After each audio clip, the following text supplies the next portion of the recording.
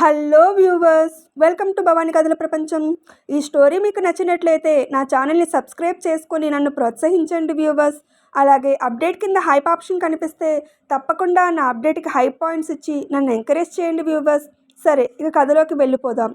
కాల్గల్ విభిన్న ప్రేమ కథ 64వ భాగం. రాజేంద్ర ఆస్తి అంతటినీ తీర్థ పేర రాసేశాడు అని దేవ్ కోపంతో ఊగిపోతూ, నువ్వు కాల్గల్వే అని నిరూపించుకున్నావు కదే. వయసులో ఉన్న వాళ్ళనే కాకుండా వయసు అయిపోయిన వాళ్ళను కూడా వదలలేదు కదే నువ్వు. అందుకే ఈ ముసలాడు మనవళ్ళమైన మమ్మల్ని వదిలేసి ఆస్తి నీ పేర రాశాడు అన్నాడు. దేవ్ మాటలు వినగానే నిలుచున్న రాజేంద్ర అమాంతం సోఫాలో కూర్చుండిపోయాడు. దాంతో మావయ్య అంటూ మాలిని రాజేంద్రని పట్టుకుంది. మేనక అక్కడ జరుగుతున్న గొడవ చూసి బెదిరిపోతూ చిన్నపిల్లల్ని తీసుకొని తన గదికి వెళ్ళిపోయింది. ఆ మాట వినగానే తీర్థ కూడా ప్రాణం ఉన్న బొమ్మలా అయిపోయింది. ఆమె కంటి నుండి ధారాపాతంగా కన్నీరు పరిగెడుతుంది, కానీ ఊపిరి తీసుకుంటుందా అని అనుమానం వచ్చేలా కదలకుండా ఉండిపోయింది. మరుక్షణం ధ్రువ్ దేవుని చితకబాదాలని కదలబోతుంటే జితేంద్ర దేవ్ 2 చెంపలను చెల్లు చెల్లు మణిపించి ఇష్టానికి చిరుదెబ్బలు కొడుతూ, ఏంట్రా ఆ పిచ్చివాగుడు, డబ్బే లోకంగా బ్రతుకుతూ తాగి తందనాలాడుతూ అమ్మాయిలతో తిరుగుతూ అదే జీవితం అనుకుని బంధం బాంధవ్యం మంచి చెడు అన్నీ మరిచిపోయి నువ్వు చెడిపోయావని, నీతి లేని వెధవలా తయారయ్యావని అందరూ అలాగే ఉంటారని అనుకుంటున్నావా? నా కన్న తండ్రి గురించి, దేవుని గుడిలో ఇచ్చే తీర్థమంత పవిత్రమైన నా ఇంటి కోడలి గురించి అలా మాట్లాడడానికి నీకు నోరెలా వచ్చింది? ఆస్తి కోసం నిజానిజాలు గ్రహించకుండా నిందలేస్తే కొడుకువి అని కూడా చూడకుండా ప్రాణం తీస్తాను జాగ్రత్త అని తిడుతూ కోపంతో ఊగిపోతూ మళ్ళీ కొట్టడానికి చెయ్యి ఎత్తబోయాడు జితేంద్ర. కానీ దేవ్ నోటి నుండి వచ్చిన రక్తాన్ని తుడుచుకొని ఆగు అని తండ్రికి చేయి చూపిస్తూ, ఎందుకు కొడుతున్నావు, నన్నెందుకు కొడుతున్నావు అని నిలదీసి, ఆస్తి నీ కొడుకుల పేరు మీద లేకపోతే ఏంటి, నీ కోడల పేరు మీదే కదా ఉంది, మరి నీకేంటి బాధ? మనవళ్ళమైన మాకు రాయకుండా దీని పేరు మీద రాస్తే అర్థం ఏంటి? ఈ కాల్గల్ అని ఇంకా ఏదో చెప్తున్నాడు దేవ్. ఏంట్రా మాటి మాటికి కాల్గల్ అంటావు? నా కోడలు తన తండ్రిని రక్షించుకోవడానికి తప్పని పరిస్థితిలో పెళ్లికి ముందు తన భర్త అయిన ధ్రువ్ దగ్గరికే వెళ్ళింది. అది పట్టుకొని కాల్గల్ అని ఎందుకు ఆమెను చిత్రవద చేస్తున్నావు అని అడిగాడు జితేంద్ర. ఎందుకంటే అది నేను ఆశపడ్డ ఆడది, నేను తాళి కట్టి మోజు తీర్చుకోవాలని అనుకున్న ఆడది. అందుకే నేను దీన్ని ట్రాప్ చేసి దీని బాబుకి డబ్బిచ్చి దీని బాబుని చంపేస్తానని బెదిరించి బలవంతంగా పెళ్ళాడబోతే మధ్యలో నీ పెద్ద కొడుకు నన్ను కిడ్నాప్ చేసి దాని మడిలో తాళి కట్టాడు అన్నాడు దేవ్. ఆ మాటలు వింటూనే జితేంద్ర షాక్ అయ్యాడు. అలాగే మాలిని తప్ప మిగిలిన అందరూ షాక్ అయినట్లుగా ఉండిపోయారు. అప్పటికే షాక్లో ఉన్న రాజేంద్ర కూడా ఆ మాటలు విని హతాశుడైపోయాడు. ఇదివరకే దేవ్ ఈ విషయం చెప్పడం వల్ల మాలిని పెద్దగా షాక్ అవ్వలేదు, కానీ ఇప్పుడు ఈ ఆస్తి గొడవ ఇంకా ఎంత దూరం వెళ్తుందో అని భయపడుతుందామె. అందరి భార్యాభర్తల్లా తీర్థ ధ్రువ్ కలిసి ఉండకపోవడానికి కారణం ఇదే అన్నమాట. అలా బలవంతంగా పెళ్లి చేసుకుంటే ఏ అమ్మాయి అయినా ఎలా భర్తను క్షమిస్తుంది, ఎలా దగ్గరవుతుంది, ఎలా కాపురం చేస్తుంది అని జితేంద్ర అనుకుని, ఎవరు ఎన్ని ప్లానులు వేసినా ఎవరు తాళి కడితే అతనే ఆమెకు భర్త. ఆ ఇద్దరిని భార్యాభర్తలు అంటారు. తీర్థ మీద ధ్రువ్కి మాత్రమే హక్కు ఉంటుంది. పెళ్లికి ముందు తీర్థ మీద నీకు ఎటువంటి అభిప్రాయం ఉన్నా ఆమె నీ అన్నకు భార్య అయ్యాక ఆమె నీకు తల్లితో సమానం. ఆమె మీద నిందలు వేయడం, వయసు బంధం తారతమ్యం చూడకుండా అక్రమ సంబంధం అంటకట్టడం మహాపాపం. తీర్థ క్యారెక్టర్ గురించి నువ్వు చెప్తే కానీ తెలుసుకోలేని పరిస్థితిలో మేం లేము. తీర్థ మీద నీ పంతం నెరవేరలేదని ఆమె మనసు బాధపడేలా అడ్డమైన నిందలు వేస్తే ఊరుకోము అన్నాడు జితేంద్ర. వక్రబుద్ధి గల దేవ్ తండ్రి మాటల్లో వాడికి కావలసిందే తలకు ఎక్కించుకొని వెటకారంగా చూస్తూ, ఇప్పుడేంటి, ఎవరు తాళి కడితే వాళ్లే దాని భర్త అంటావు అంతేనా? అయితే నేను కూడా దీని మెడలో తాళి కడతాను. ఎలాగూ ఆస్తి దీని పేరు మీద ఉంది కదా, దీని మొగుడు ఎవరైతే వాళ్ళకు కూడా ఆస్తి వర్తిస్తుంది కదా, ఎంతమంది మొగుళ్ళైతే అంతమందికి వర్తిస్తుంది. పనిలో పనిగా దీనితో నా పాత బాకీ కూడా తీర్చుకోవచ్చు అని అంటున్నాడు. ఆ డైలాగ్ని ఇంకా పూర్తి చేయనే లేదు. అంతలోనే ఆమడ దూరం ఎగిరిపడ్డాడు దేవ్. అప్పటి వరకు దేవ్ అంటున్న మాటలకు రక్తం మరిగి ఉన్న ధ్రువ్ అప్పటికీ ఆలస్యమైందని, ఇక లేట్ చేయకూడదని దేవ్ మాటలు పూర్తి కాకుండానే వాడు ఎగిరిపడేలా తన్నాడు. అంతేకాకుండా అమితమైన కోపంతో ఊగిపోతూ ధ్రువ్ దేవ్ దగ్గరకు వెళ్ళి వాడిని పైకి లేపి, నువ్వు ఈరోజు ఆఫీస్కి వచ్చి నా తీర్థ మీద చేయి వేయబోయావని కెమెరా ఫుటేజీలో చూడగానే నువ్వు ఎక్కడ ఉన్నా వెతుక్కుని వచ్చి నిన్ను తన్ని ఉంటే ఇప్పుడు తీర్థని ఇన్ని మాటలు అనుండేవాడివి కాదు. అన్న భార్యను మళ్ళీ పెళ్ళాడతాను అంటున్నావు. అసలు నువ్వు మనిషివేనా? వయసు తారతమ్యం, మనిషికి మనిషికి మధ్యలో ఉండే బంధం అన్నీ మరిచిపోయి ఆస్తి కోసం విషం కక్కుతూ నిందలు వేస్తావా? నీలాంటి వాడు బ్రతకడం వల్ల ఎవరికీ లాభం లేదు. చావరా. తల్లులు వేరైనా నీలో నాలో ఒకే తండ్రి రక్తం ప్రవహిస్తుందని, నువ్వు మారతావని నాకు కోపం వస్తున్నా ఆ రోజు కొంచెంగా కొట్టి ఊరుకున్నాను. అదే నేను చేసిన తప్పు. ఇక ఇప్పుడు ఆ తప్పు చేయను. నువ్వు చస్తేనే ఈ ఇంటికి పట్టిన పీడ విరగడవుతుంది అని వాడి ఒళ్ళంతా రక్తంతో ముద్ద అయ్యేలా, బాడీలో పార్ట్స్ విరిగిపోయేలా ఇష్టాన్ని కొడుతున్నాడు ధ్రువ్. తన్నులు తింటున్న దేవుని చూసి మాలిని ఏడుస్తూ, తప్పు చేసిన వాడికి శిక్ష పడే తీరాలి, గుణవంతురాలి మీద నిందలు వేస్తే ఇదే గతి పడుతుంది అని అనుకుంటూనే ఏడుస్తుంది. జితేంద్ర కూడా దేవ్ దెబ్బలు తింటుంటే చూసి ధ్రువుని ఆపాలని అనుకోవడం మూర్ఖత్వం. భార్య మీద నిందలు వేస్తే ఏ భర్త అయినా ఊరుకోడు. వాళ్ళిద్దరూ అన్నదమ్ములైనంత మాత్రాన తప్పుగా మాట్లాడే తమ్ముడిని క్షమించాల్సిన అవసరం లేదు అనుకొని మౌనంగా ఉన్నాడు.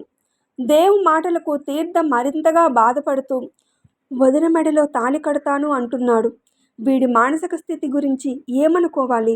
వీడికి ఆస్తి ముఖ్యం, నన్ను నాశనం చేయడం ముఖ్యం. అంతే తప్ప నేనెవరిని, ఈ ఇంటికి నాకు ఉన్న సంబంధం ఏంటి, నన్ను ఏ దృష్టితో చూడాలి అని వాడికి ఈ జన్మకు అర్థం కాదా అని బాధపడుతూ రాజేంద్ర వైపు తిరిగి, ఎందుకు తాతయ్య ఆస్తి నా పేర రాశారు? ఇలాంటి మాటలు పడాలనా?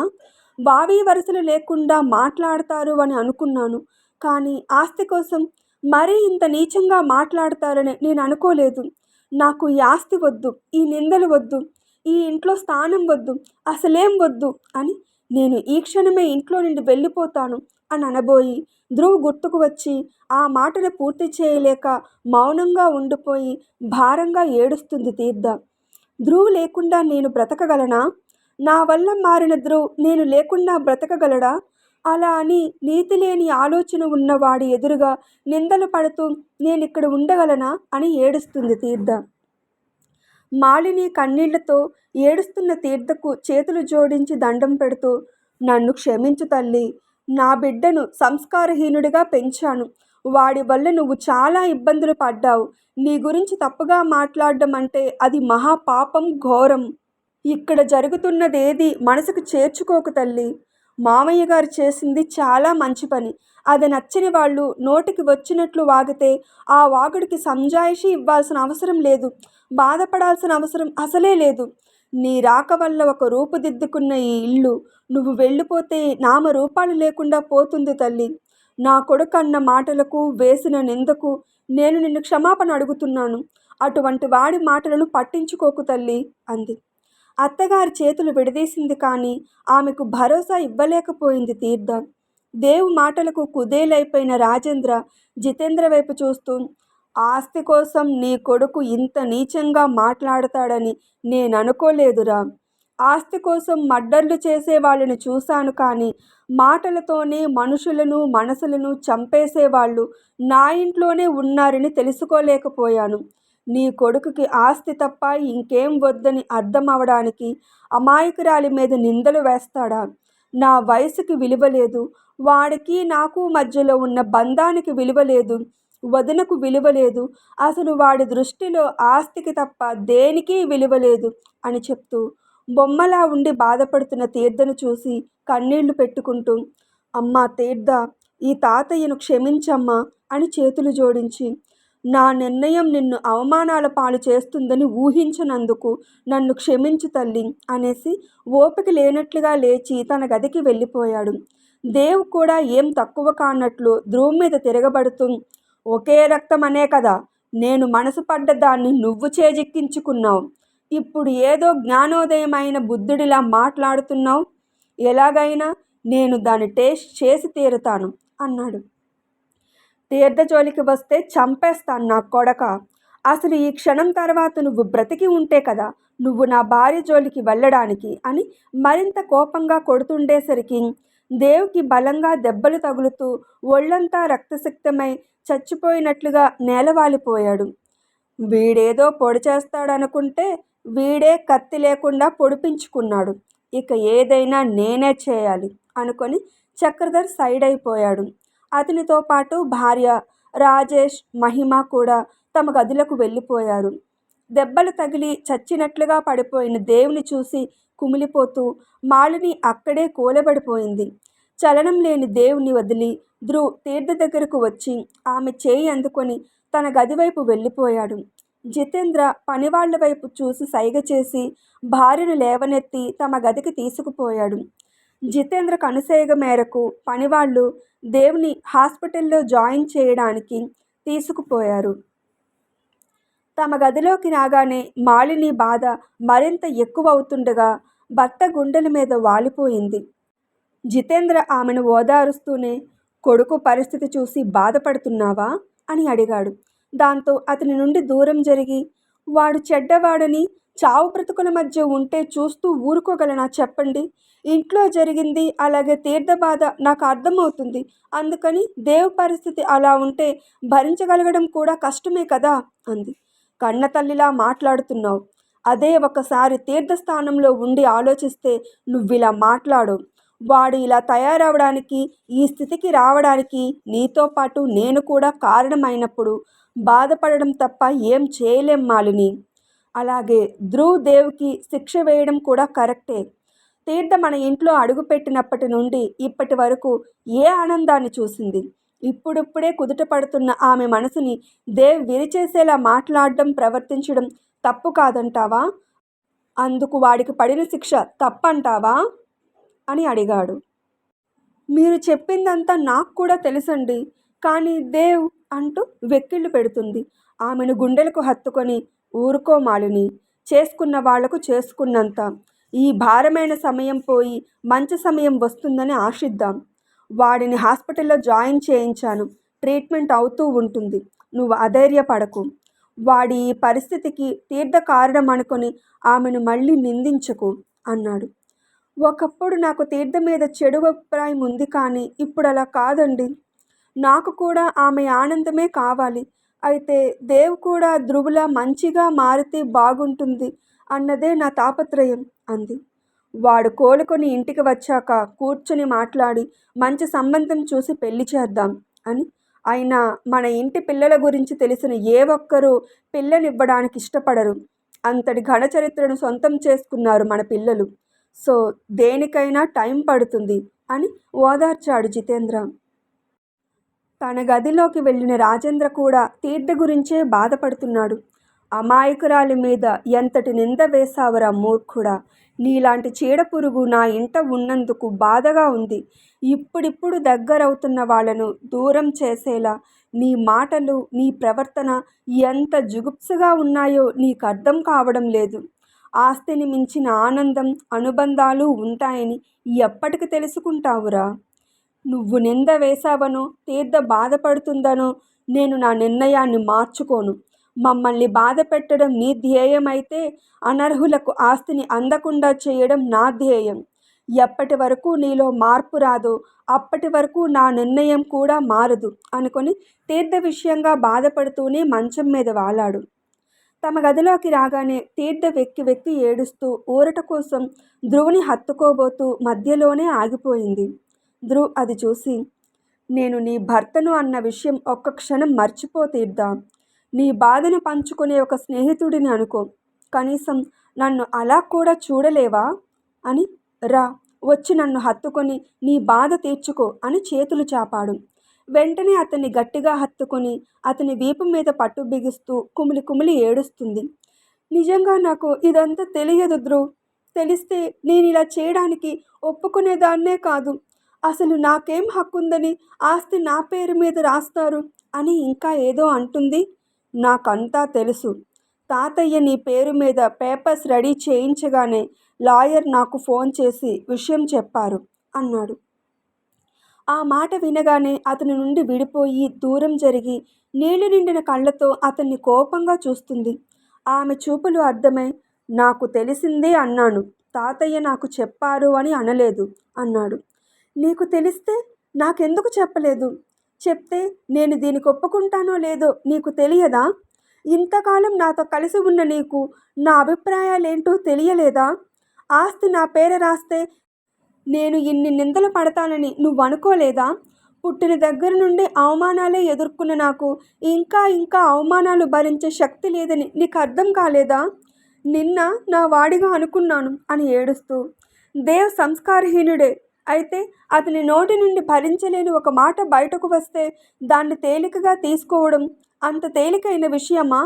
ఈ ఆస్తుల కోసం ఏనాడు వెంపర్లాడని నన్ను ఇన్ని మాటలంటే నా మనసు తేలికగా తీసుకోలేకపోతుంది.